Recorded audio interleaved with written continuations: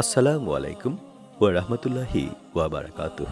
ইতিহাস নিয়ে আমাদের আয়োজন হিস্ট্রি অব দ্য ডেতে সবাইকে স্বাগত। আজ আমরা ইতিহাসের পাতার 10 ডিসেম্বর নিয়ে কিছু জানব। 1817 সালের এই দিনে মিসিসিপি 20তম অঙ্গরাজ্য হিসেবে যুক্তরাষ্ট্রের সঙ্গে যুক্ত হয়। 1868 সালের আজকের দিনে বিশ্বে প্রথম ট্রাফিক বাতি বসানো হয় লন্ডনের ওয়েস্টমিনিস্টার প্যালেসের সামনে। লাল ও সবুজ গ্যাস বাতি ছিল সেগুলো।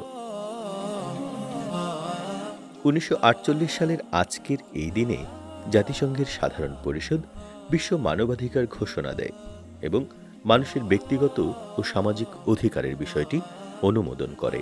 এই দিন থেকেই বিশ্ব মানবাধিকার দিবস পালন করা শুরু হয়।